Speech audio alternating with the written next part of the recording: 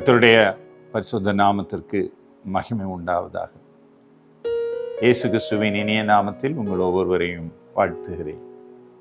கர்த்தரே தெய்வம், அவரே நம்பிக்கை. Glory to God. இன்று உங்களோடு தியானிப்பதற்கு எடுத்துக்கொண்ட வேத வசனம் யோவேல் தீர்க்கதரிசியின் புஸ்தகம் 2ஆம் அதிகாரம் 26ஆம் வசனம். வாசிக்கிறேன். என் ஜனம் ஒருபோதும் வெட்கப்பட்டு போவதில்லை. பிரியமானவர்களே, தேவனுடைய வாக்குத்தத்தத்தை பார்த்தீர்களா? என் ஜனம் ஒருபொழுதும் வெட்கப்பட்டு போவதில்லை. அவரை தெய்வமாக கொண்ட ஜனம் பாக்கியம் உள்ளது. அவருடைய சுதந்திரமாயிருக்கிற ஜாதி பாக்கியம் உள்ளது. நாம் பாக்கியவான்கள். கர்த்தரை அறிந்த நாம் ஒவ்வொருவரும் பாக்கியவான்கள். நாம் வெட்கப்பட்டு போவதில்லை. ஆனால் பிரியமானவர்களே, உலகத்தில் அநேக வேளைகளிலே வெட்கம் நம் ஒவ்வொருவருடைய வாசலிலும் வந்து நிற்பதுண்டு. நீங்கள் இந்த உலகத்தில் உள்ள காரியங்களை பார்ப்பீர்களானால், நம்முடைய சமுதாயத்திலே ஒவ்வொரு காரியங்களையும் நிகழ்வுகளையும் நீங்கள் கூர்ந்து பார்ப்பீர்களானால், ஒவ்வொரு குடும்பத்திலும் ஒரு வெட்கத்தின் நிகழ்வுகள் நடப்பதற்கு வாய்ப்புண்டு. பார்த்து பாருங்கள். குடும்பங்கள் தலைத்திருக்கும் ஒரு நாளிலே, ஆனால் திடீரென்று அந்த குடும்பங்கள் தாழ்ந்து போகும்.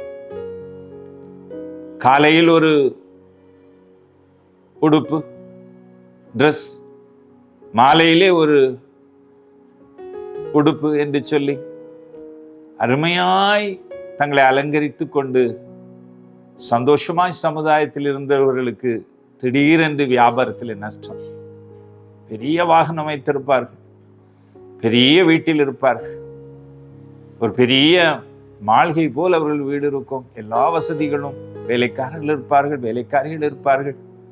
திடீரென்று ஒரு பெரிய வியாபாரம், பெரிய கட்டடத்தை கட்டி பெரிய அரசாங்கத்திற்கு வேண்டிய திட்டத்தை செயல்படுத்தி விட்டு அதுக்குரிய பணத்தை பெற முடியாமல்,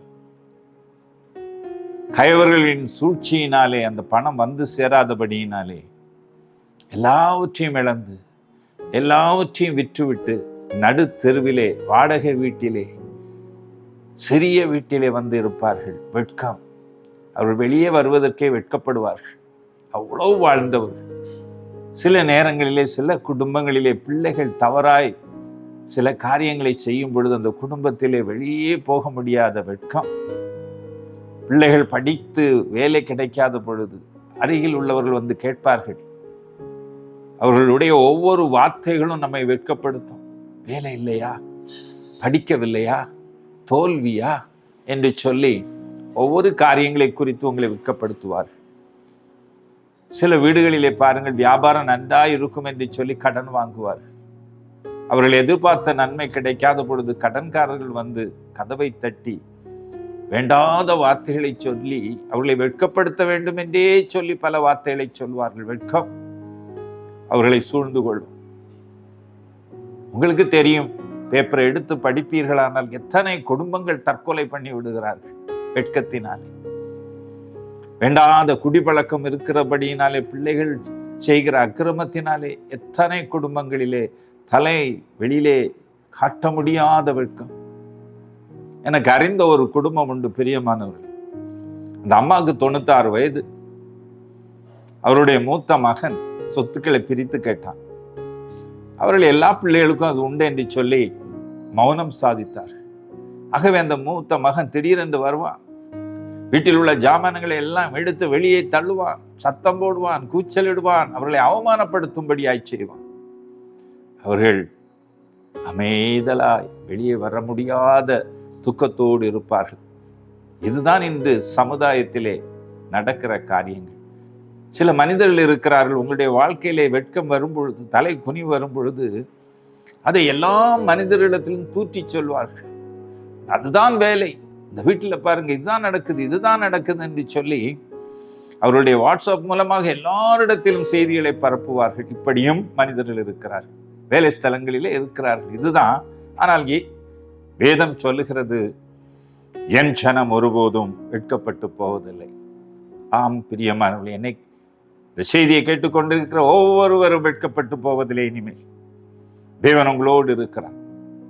தேவ ஜனம் எகிப்திலிருந்து புறப்பட்ட பொழுது எகிப்தியர்கள் நினைத்திருப்பார்கள், இவர்கள் எங்கே போகிறார்கள்? இந்த வனாந்திரத்தில் இவர்களுக்கு என்ன ஆகாரம் உண்டு? இவர்களுக்கு தண்ணீர் கிடைக்குமா? எல்லா மிருக ஜீவனோடு இவர்கள் புறப்பட்டு போகிறார்கள், பாதியிலே வெட்கப்பட்டு திரும்பி வரப்போகிறார்கள் என்று தான் எண்ணி இருப்பார்கள். பார்வோனும் அப்படி எண்ணிதான் அவர்களை பின்தொடர்ந்து வந்தான். ஒருவேளை அவர்கள் இந்த தண்ணீர் இல்லாதபடியினாலே, உணவு இல்லாதபடியினாலே திரும்பி வந்து விடுவார்கள் என்று எண்ணி இருக்கலாம். அது இல்லாத பொழுது அவர்களை யுத்தத்திலே அவர்களை முறியடித்து அழைத்து வரலாம் என்று எண்ணி இருக்கலாம். பாருங்கள், தேவ ஜனம் எப்படி எங்கேயாவது வெட்கப்பட்டு போனார்களா? வேதத்தை படித்து பாருங்கள். சிவந்த சமுத்திரம் 2ஆக பிளந்தது. அவர்கள் வெட்கப்பட்டு போகவில்லை.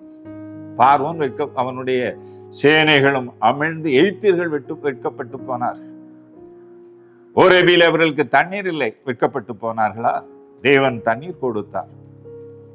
காதேசிலே தண்ணீர் இல்லை, வெட்கப்பட்டு போனார்களா? தேவன் தண்ணீர் கொடுத்தார். வானத்தின் மன்னாவினார் அவர்களை போஷித்தார்.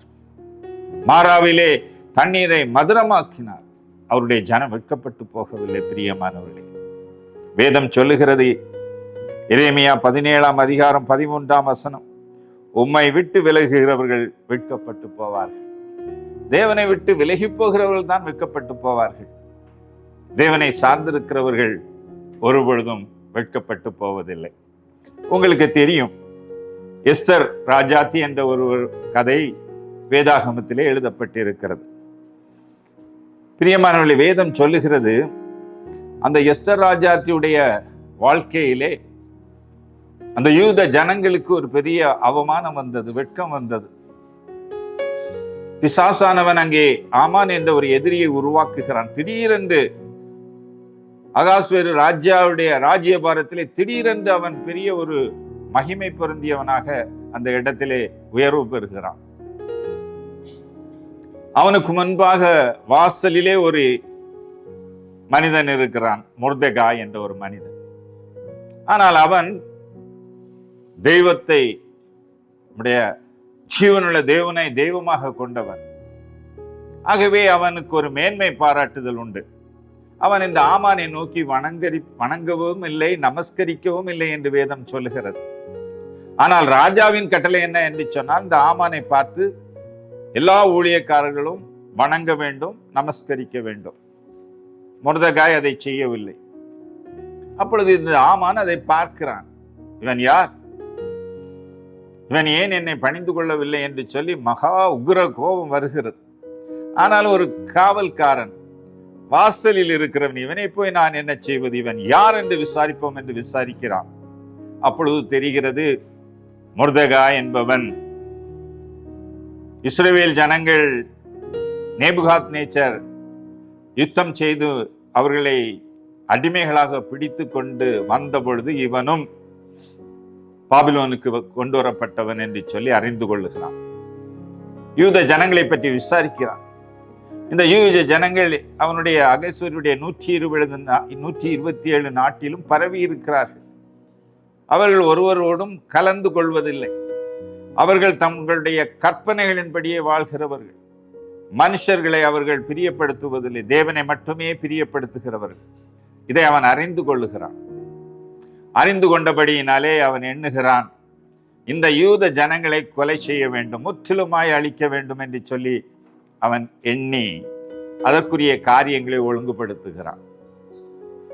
அவன் ராஜாவிடத்திலே அழகாய் நேர்த்தியாய் சமயம் பார்த்து, இப்படி ஒரு ஜனங்கள் இந்த உன்னுடைய நாட்டிலே இருக்கிறார்கள், இவர்கள் ஒருவரையும் மதிப்பதில்லை, அவர்கள் ஒரு விதமான கலாச்சாரம் உடையவர்கள், அவர்கள் யூதர்கள், அவர்கள் இஸ்ரவேல் தேசத்திலிருந்து பிடிபட்டு வந்தவர்கள், எகோனியா ராஜாவை பிடித்த பொழுது இவர்களும் வந்தார்கள், அவர்களை நாம் அழித்து விட வேண்டும் என்று ராஜாவிடத்தில் சொல்லுகிறான்.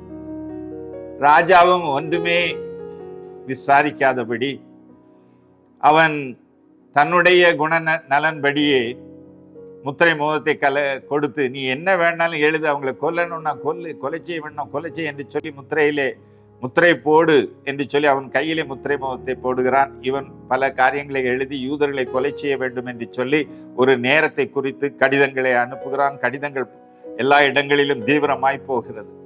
அப்பொழுது மொர்தெகாய் இதை பார்த்து அவனுக்கு மிகவும் கவலை உண்டாயிற்று.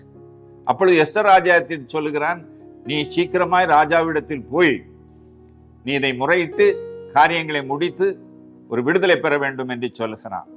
ஆனால் அவள் சொல்லுகிறாள், ராஜா கூப்பிட்டால் ஒழிய நான் போக முடியாதே. அப்பொழுது இவள் சொல்கிறான், நாம் உபவாசிப்போம், உபவாசித்தால் ஒழிய இது நடைபெறாது என்று சொல்லி அவர்கள் முடிவுக்கு வருகிறார்கள். உபவாசத்தை ஏற்படுத்துகிறார்கள். எஸ்தர் ராஜாத்தியும் தாதிமார்களும் உபவாசம் இருக்கிறார்கள், ராஜாவுடைய கண்களிலே தயவு கிடைக்க வேண்டும் என்று சொல்லி. இங்கே மொர்தெகாயும் ஜனங்களும் யூத ஜனங்களும் உபவாசிக்கிறார்கள். புறப்பட்டு செல்லு, அவள் உபவாசம் முடிந்தவன் எஸ்தர் ராஜாத்தி புறப்பட்டு செல்கிறாள். ராஜாவுடைய கண்களிலே தயவு கிடைக்கிறது. ராஜா அவளிடத்தில் உன்னுடைய வேண்டுதல் என்ன என்று கேட்கிறாள்.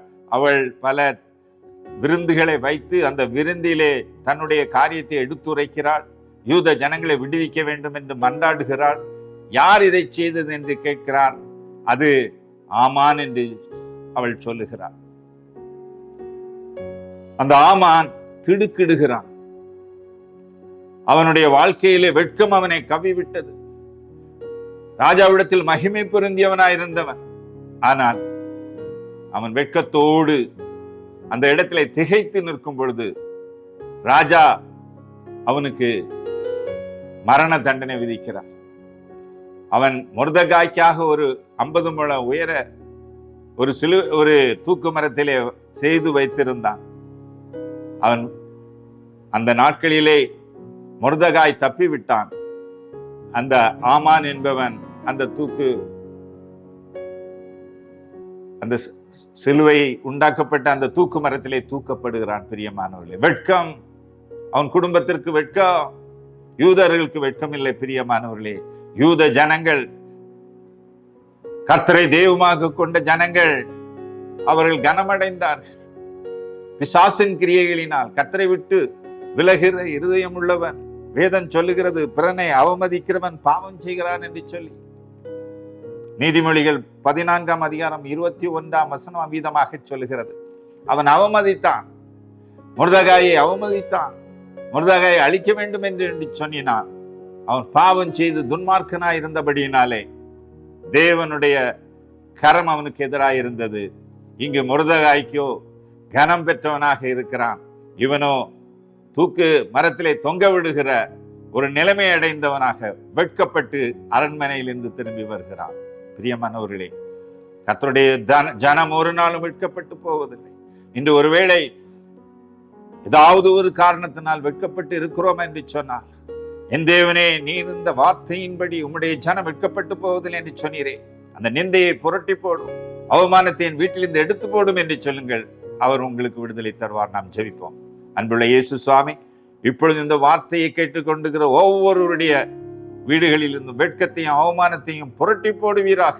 இந்த வார்த்தைகள் அவருடைய உள்ளத்திலே கிரியை செய்து விசுவாசத்தை கொண்டு வரட்டும், நம்பிக்கையை கொண்டு வரட்டும். அவர்கள் இதை சொல்லி கேட்கும் பொழுது, இந்த வார்த்தையை சொல்லி கேட்கும் பொழுது, அவருடைய நிந்தை அவமானம் இப்பொழுது முடிய போவதற்காய் ஸ்தோத்திரம் ஆண்டவர். கனம், மொர்தெகாய் எப்படி கனம் பெற்றானோ அதுபோல இவர்கள் சமுதாயத்திலும் சரி, வேலை செய்கிற இடங்களிலும் சரி, அவர்கள் இருக்கிற இடங்களிலே அவர்கள் கனம் பெறப்போகிற கிருபைக்காய் ஸ்தோத்திரம். இந்த வார்த்தை கிரியை செய்ய போகிறது, அது ஆவியாயும் ஜீவனமாய் இருக்கிறது. இயேசு கிறிஸ்துவின் இனிய நாமத்தில் கேட்கிறீங்களா நல்ல பரம்பிதாவே, ஆமென்.